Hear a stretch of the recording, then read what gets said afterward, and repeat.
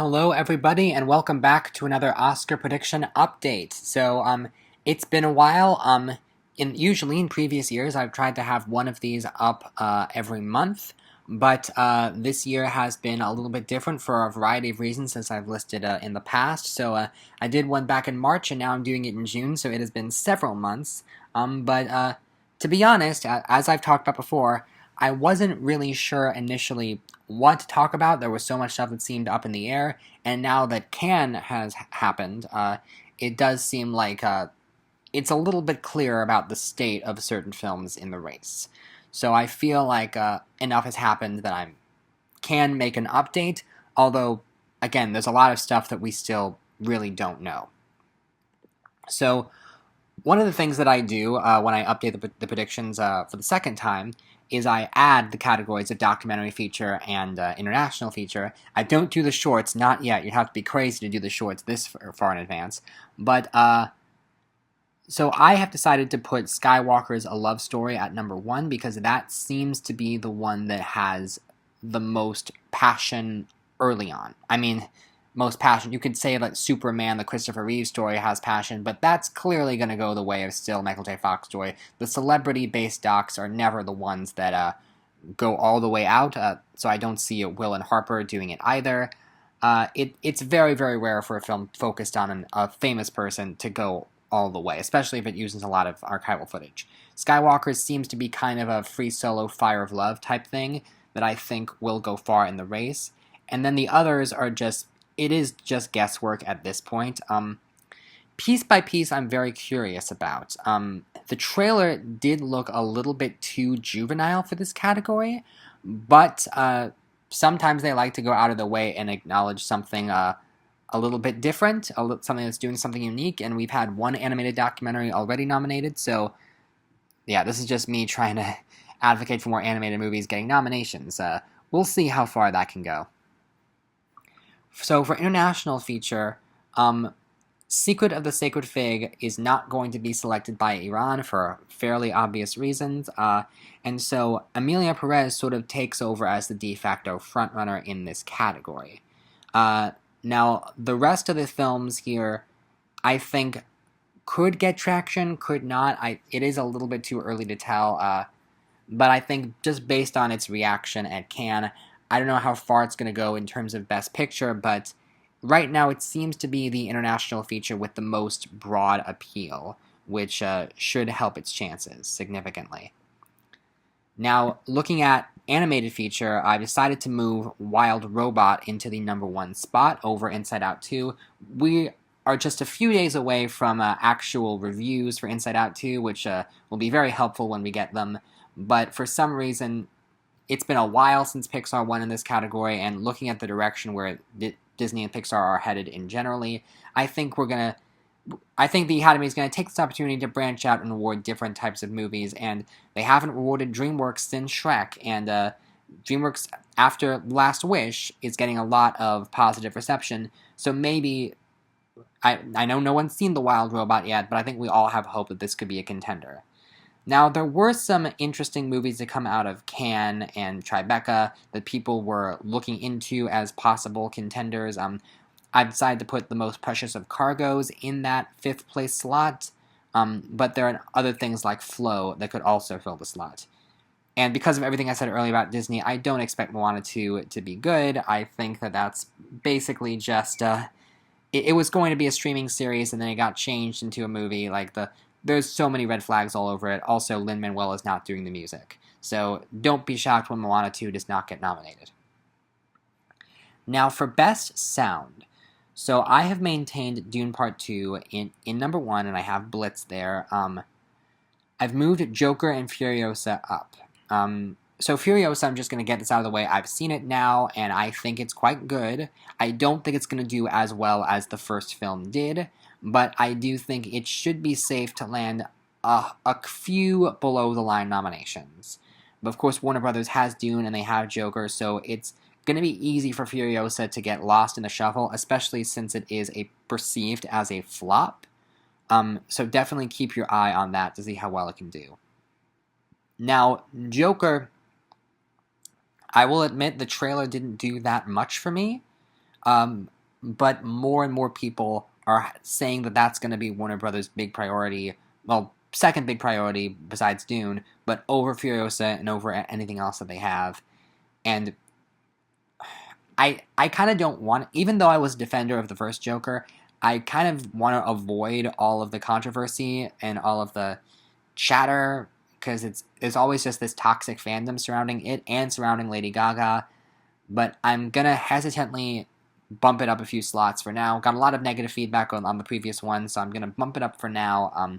But with a little bit of a question mark in that I don't know exactly how far it's gonna go. And you'll see, I've dropped a lot of contenders. I no longer have faith in Mickey 17, for example. Even though it's supposedly done, it's not going to be ready until next year because they don't know how to market it or whatever. Even if it was ready this year, I'm getting the sense that it's not going to be an awards movie.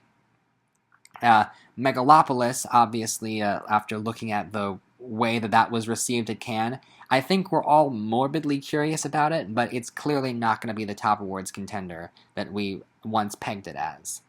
And then, what was another one? Horizon. Now, both Megalopolis and Horizon are going to make little appearances later just because I haven't officially forgotten about them. But Horizon, I was really hoping could be this big deal, and judging from reviews of the first part, it's just not that type of situation. Plus, the fact that there's definitely a part 3 and part 4 in development makes it seem like even if it was really good, it would be hard for them to just submit parts 1 and 2. Maybe they could just submit 1. It would be the confusion as well as the lack of quality in the film, I think, is going to prevent it from being a real contender.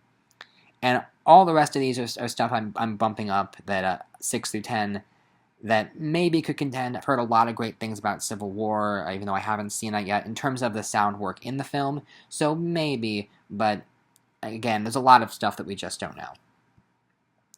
So looking at original song, still have Diane Warren at number 1, like still crossing our fingers that this is it, and after that she can go away. Sing Sing is a contender. Apparently, I don't know the name of the song, but there is a song I've heard. And then Wicked is obviously going to have songs. Yeah, a lot of musicals now that I think about it. Amelia Perez, Joker. Normally there's a lack of musicals, but this time we definitely have it. And all the animated films are squeezed into 6 through 10, I'm noticing, too. That's not intentional. Mufasa, I know that film is going to have songs by Lin-Manuel, which is why I bump it up over Moana. Although the chances that Mufasa is that good, I think at this point Lin-Manuel Miranda is due an Oscar, but I hope it's not for this movie. And moving on to original score, okay, I decided, I'm not super enthusiastic about this, but I have Dune Part 2 at number 1, just because I feel safe that it's getting nominated.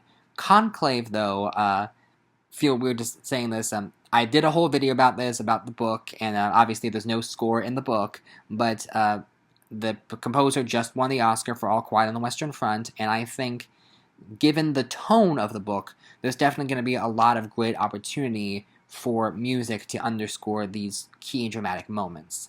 And moving challengers into number 5, that score is maybe one of the most talked about aspects of the movie, and I think the movie, if people still remember it by the end of the year, could be a serious player. Now, speaking of movies where the score is the most highlighted aspect, Young Woman and the Sea. I haven't seen that one yet, but looking at the review on Next Best Picture, half the review was talking about the score, which makes me feel like that score should not be written out as a contender. But the movie might just come and go, so we'll see. Also here, I'm just adding it to number 9. That I don't want to have faith in that one because of Robert Zemeckis' track record, but there's a lot of talk about this one and how this maybe could be his comeback vehicle. So, and I'm looking at that with a bit of a grain of salt. So, for visual effects, I haven't changed much here. The top contenders are still the top contenders. And again, I feel the need to reiterate it. I said it last time. Kingdom of the Planet of the Apes was all set to finally win a VFX Oscar for this franchise, and then Dune just had to come out in the same year. Just, that franchise has the worst luck, because they should have at least one Oscar in this category by now. But yeah, not a whole lot to say beyond that. Makeup and hairstyling. Okay, so I've moved Wicked up, but I still have The Apprentice getting nominated. I'm going to talk more about The Apprentice's chances at the end of this video, because that's a big topic of discussion. But I want to highlight Wicked here. I know some people are not taking Wicked seriously as a contender at all. I am, but mainly that's because I'm a huge theater nerd, and I'm a huge fan of the stage production, and I've been waiting for this movie for a very long time. And so far, everything that we're seeing from the visuals and from the promos looks really good. The only thing that I'm hesitating on is the fact that the second trailer was 3.5 minutes long and basically showed every major plot point of the first act of the musical 6 months before the movie comes out. So I don't know. I think you're blowing your load a little bit too early, and I think by the time the movie comes out, we will have already seen the whole movie in the ads. But with that being said, I think it's probably a top makeup and hairstyling contender solely for making Cynthia Erivo green, because obviously they've done it on stage for years, but they have to do it in a slightly new way for the movie, so I think it's certainly going to be a top contender. We have Dune, we have Different Man. Furiosa, I think, is interesting, because when I saw the movie, I was like, I did not think it would be a contender for makeup, because I'm like, makeup looks identical to what was in the first movie. And I get that the first movie won, but also, they're not really doing anything new here. So I was surprised to hear so many other people say that, after seeing the movie, that it was a lock for makeup. So I'm hesitantly putting it at number 5, but it could go either way. It could be like, yay, we saw this before, and also, yeah, we saw this before. Not much new to really add there. Costume design, I also have Wicked at number 1, because I do think there were very fancy costumes in that trailer. And Furiosa hesitantly at number 5. Nosferatu moved up a bit. You'll see this. Almost everything is moved up from where I had it previously. Very little is moved down, except for Megalopolis, I'm just noticing here. Megalopolis I have as a bubble contender in both costume and production design, because from what I've seen in the trailer, the costume and production design are super showy. And I almost wonder if there's a world where it gets a throwaway nomination in one of those two categories, just as a like, hey, good try, Coppola. The movie totally bombed and is not going to be a picture contender, but let's just give you something. So I don't know what are the chances of that happening. And if we look at production design, I almost put Wicked number 1, but I'm like, no, that people are going to get really upset at me if I do that. I'll put Dune at number 1 for now. Both movies certainly look very big and very bold. We have Blitz, we have Nosferatu, we have Beetlejuice. Almost had Furiosa, but didn't quite go there, because I'm not sure how well that's going to be remembered at the end of the year. Not a whole lot else to say. Cinematography. This is the one category where I still am including Horizon, and really it's just a little send-off gift. I don't feel very confident at all. It's just the cinematography did look good in the trailers, so I thought, maybe I'll just put it there, but I don't think it's happening. Furiosa, maybe I'm a bit too confident in that also, and Wicked, but I'm not really sure which movies are going to be contenders in cinematography. That's kind of a difficult thing to judge. And Nosferatu, I thought for sure would contend, but apparently it's not in black and white, which kind of kills its chances there. Again, not... let me just ask you something real quick. Most people, when they do Oscar pundits, start with picture and work their way down, and I thought I was doing something interesting by starting at the bottom and working my way to picture, but that does mean that I talk about the big contenders early on, and then I'm kind of like, yeah, this is a contender, and this is a contender. Do you think I should change it? Do you think I should just do the quote-unquote normal way of starting at picture and working my way to the bottom? Let me know your feelings on that in the comments. Film editing. Okay, so I did take out Nickel Boys and put on Sing Sing for the 5th slot, and that's going to show, in terms of which movie I think is going to do a little bit stronger in picture. Amelia Perez, I think, could potentially be a factor because it's a musical, although Wicked's also musical, but we'll see how those go. And I put Blitz at number 1. I'm just not entirely sure what to feel about that, and I'm just still crossing fingers. I'm just saying phrases that don't really mean anything right now because I'm just trying to fill time. But yeah, these are the movies we've been talking about the whole time, and so they continue to be the movies we're talking about. Now, things do get a little bit interesting in adapted screenplay. So first of all, Sing Sing is adapted. I thought at first it was original. It is not. So I'm going to have it number one, and then Nickel Boys and Conclave, the two books that I've done videos on, there. And then I have Dune Part 2 and Piano Lesson. Now, some bubble contenders are Queer and Night Bitch. Queer is the Luca Guadagnino film, and I don't know a whole lot about it, and part of me wonders if it can be as good as Challengers, because if it isn't, then it can potentially get overshadowed by that film, and if it is, it can overshadow Challengers. Like, I don't really know what to make of that. Night Bitch, though, that's one that I have just on the precipice of being a thing, but I'm not ready to fully commit to it yet. I think the idea was just so bizarre for a while, and I was like, I don't think this is going to work. But as we've seen with Everything Everywhere and Poor Things, the Academy is willing to embrace weird if the quality is there. And the other reason why I think Night Bitch could potentially be bigger than we think is that, as I'll get to in director, there aren't really a ton of top contenders this year with female directors, and that's sort of just bad luck with the way things shook out this year. But I think given what's happened the past few years, I think every year there's going to be a push to get at least one woman nominated for director, and Marielle Heller with Night Bitch might potentially be the best contender we have this year. But again, it can't feel like tokenism and has to feel earned. So I don't really think there's much to say in adapted screenplay. If we look at original, okay, here's where we start to see the rise of the Cannes movies. Anora, Amelia Perez, Seed of the Sacred Fig.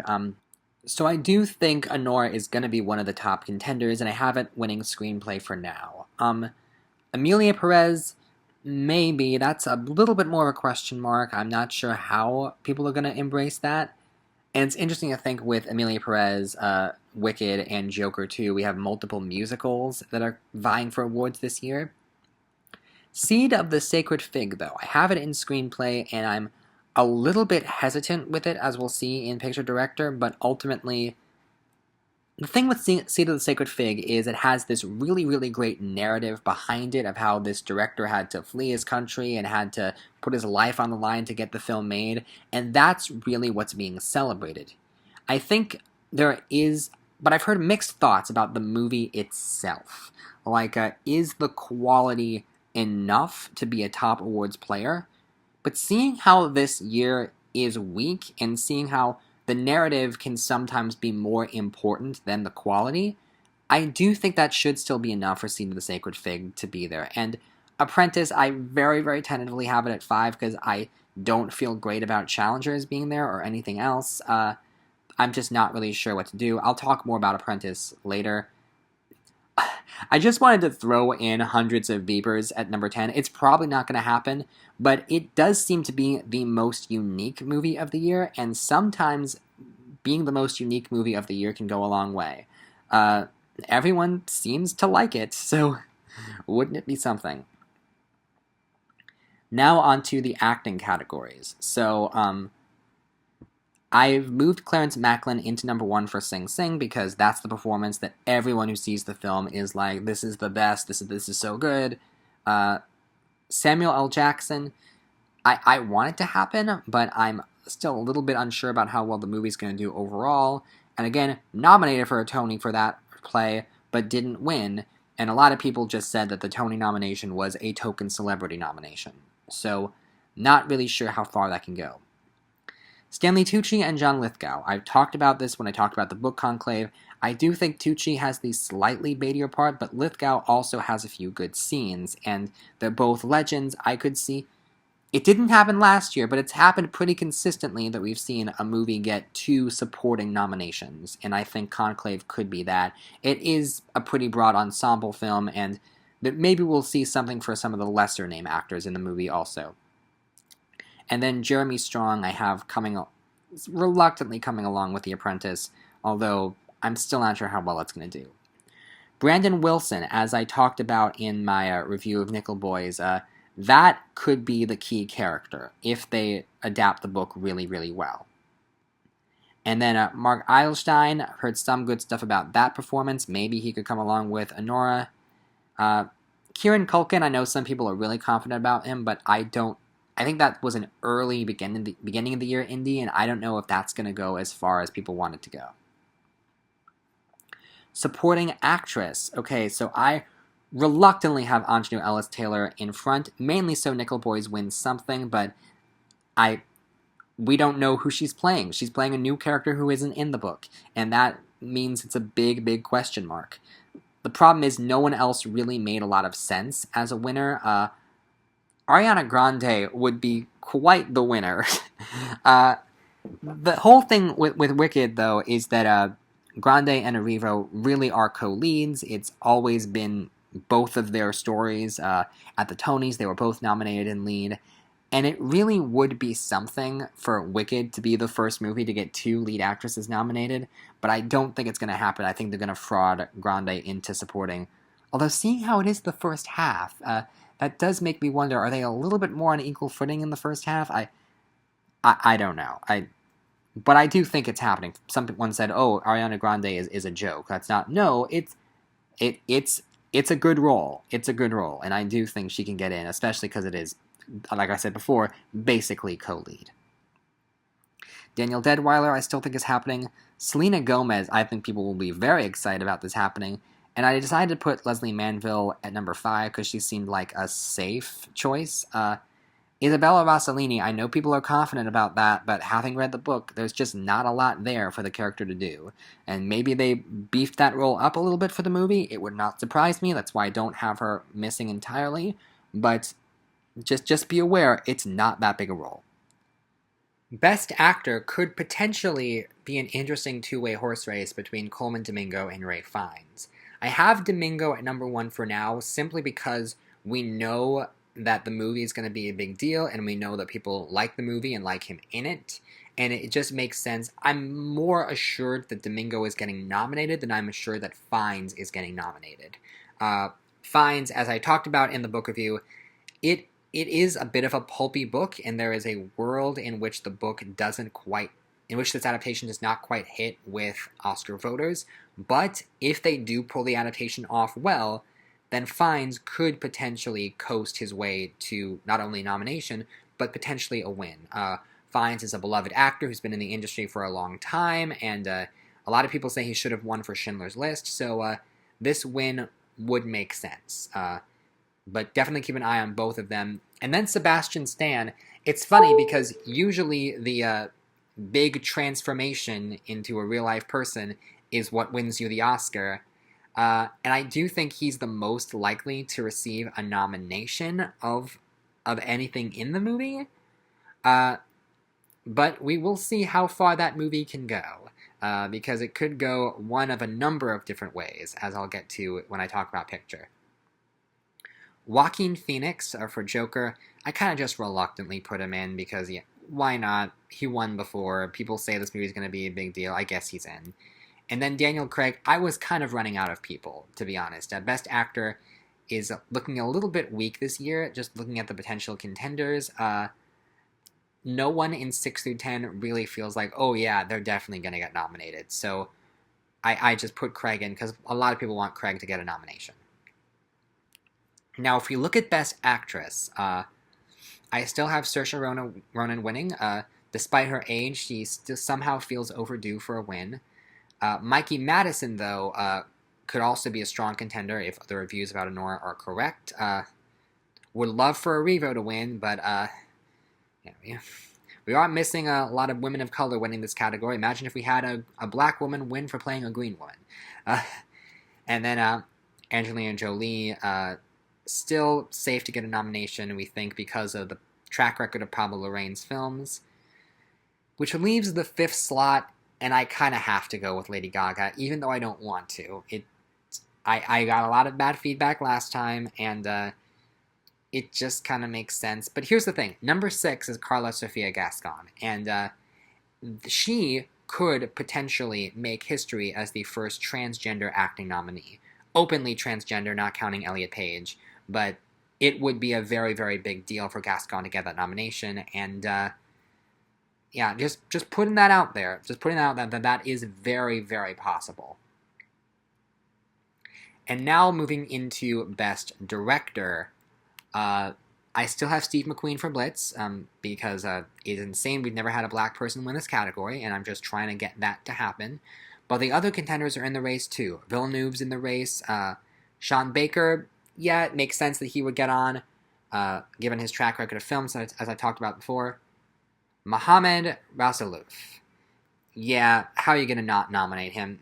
Given his story, given his narrative, it does make sense that he would get on. And then I have Greg Quadar in that last slot, simply because the movie, well, as I'll get to, I think is top contender for picture, at least as it looks right now.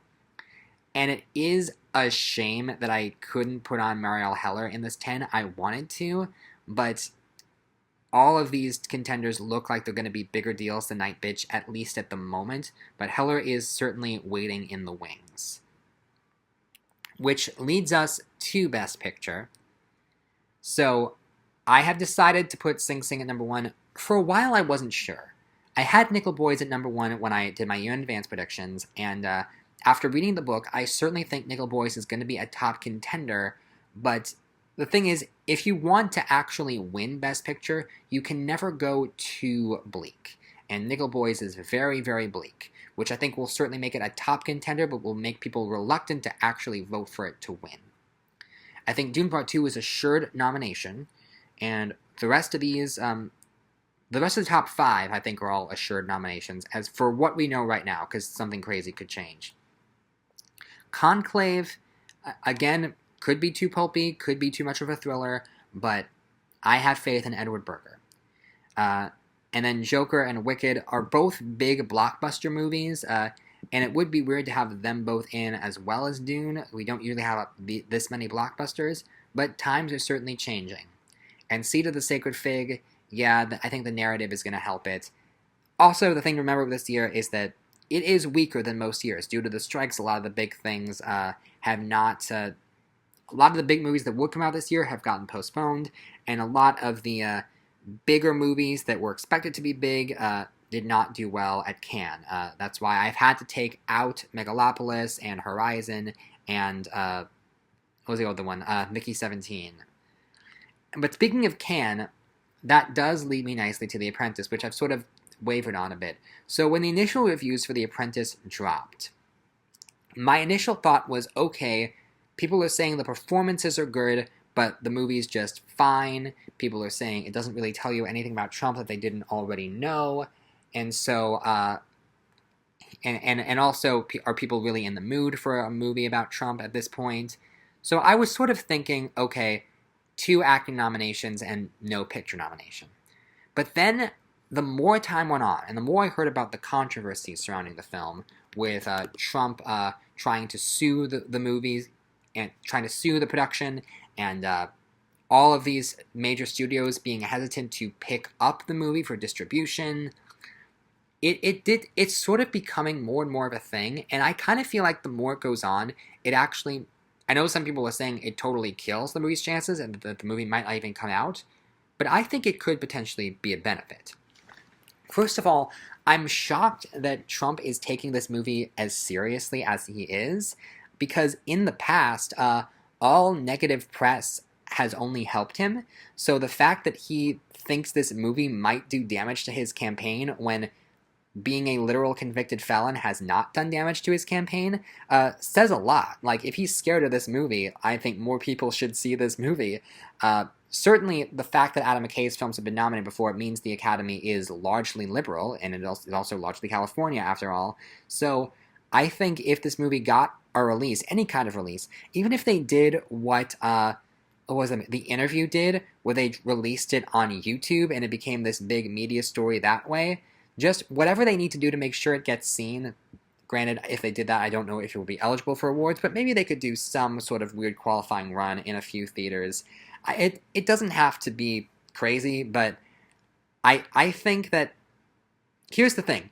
If enough people see this movie, and if the movie is an actual talking point throughout the election, and if the movie ends up being a deciding factor in the election, then it's in the conversation to actually win Best Picture. But there's also a conversation in which this movie gets shelved until after the election, which would obviously not be ideal for anyone.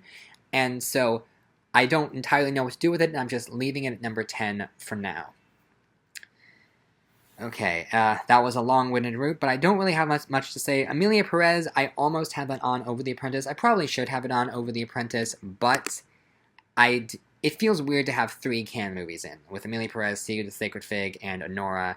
And then everything else, I don't really know. Night Bitch, maybe, but I'm just not quite ready to pull the trigger again. And if you're wondering why Holland, Michigan is there, because that's clearly not an awards movie, I've talked about this previously. I'm in it. I just want to be a cheerleader, even as it becomes increasingly clear that this movie is probably not going to be a contender. So many things are falling off that I just want it to be a contender. And hey, Conclave is a bit of a thriller too, so maybe this thriller can be, like, this could potentially be a very good year for thrillers. So I just want to have hope. I'm just leaving it at number 15 until reality sinks in. And so that is my review. Not my review. That is my prediction update. I probably will do Night Bitch for the next Oscar Book Club. Let me know if you're enjoying those videos. Let me know if you'd like to see a gaming video or something a bit new. Because yeah, that's all I have to say for now. And so, bye.